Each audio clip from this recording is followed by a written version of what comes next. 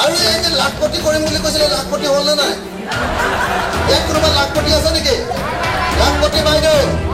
লাখপতি দিদি আছে নেকি মই আপোনালোকক কৈ দিলোঁ 7যোৰ চেণ্ডেল আপোনালোকৰ ছিগি যাব 7যোৰ চেণ্ডেল ছিগি যাব কিন্তু 10,000 টকা নাপাব এইটো টানি নি থাকিব আকৌ 26ৰ ইলেকশ্যন বিধানসভা ইলেকশ্যনৰ ওচৰত পোৱাই দিব এতিয়া ফৰ্মখন যে ফিল আপ কৰালে ইলেকশ্যনৰ আগত ইলেকশ্যন যোৱাৰ পাছত ক'ব আপোনাৰ ফৰ্মখনত গণ্ডগোল হৈছে দেই এনেকৈ টানি নি থাকিব অকল ইলেকশ্যনৰ টুক দিছে গছপুলি ৰোৱালে হয়নে নাই 10,000 টকা দিম বুলি বহুত এতিয়া মিটিংবিলাকলৈ নি আছে তাৰপিছত বাৰু কি কৰিব কোনোবা এদিন হিমন্তক গামোচা পিন্ধাবই লাগিব বুলি কৈ দিয়ে নেকি হয়নে নহয় এনেকুৱা ধৰণে সিহঁতি এনেকুৱা কাম বেয়া কাম কৰি আছে অগণতান্ত্ৰিক কাম কৰি আছে 2 নম্বৰ আমাৰ চবৰ মোবাইলে এতিয়া আছে যে বিজেপি দলে এখন ফৰ্ম ফিল আপ কৰিছে অৰুণোদয় ফৰ্ম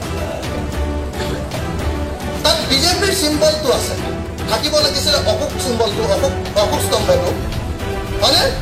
অশোক স্তম্ভটো নাই বিজেপিৰ চিম্বলটো আছে আৰে ভাই বিজেপিৰ চিম্বলটো থাকিলে কেনেকৈ অৰুণোদয় পাব তাতে জানিব লাগে এখন নকলি নকলি অৰুণোদয় ফৰ্মখন দিছে নে নাই আপোনালোকক দিছে নে নাই দিছে নে নাই দিয়া নকলি অৰুণোদয় ফৰ্ম চবকে দিব কিন্তু আমি অতি সোনকালে মই আজি ভূপেন বৰা আহিলে ক'ম লুৰিণ জ্যোতিৰ লগত কথা পাতিম আমি গোটেইবিলাকে গৈ ইহঁতৰ ওপৰত কেছ দিব লাগিব ইলেকশ্যন কমিশ্যনৰ বুজিলে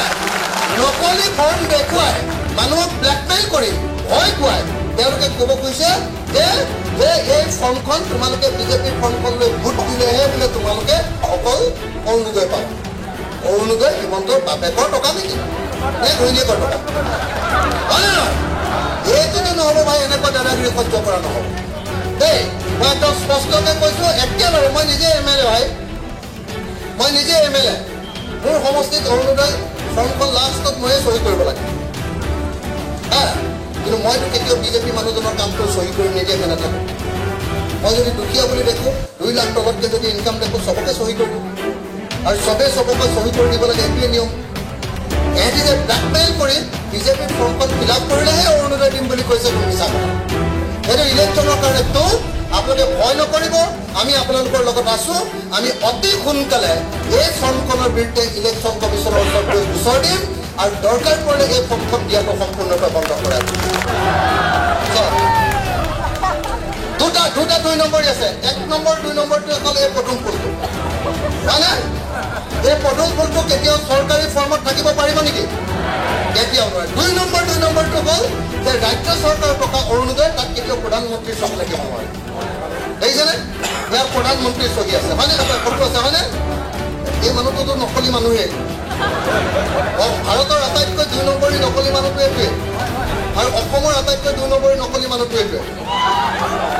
বুজিলে এই মানুহটো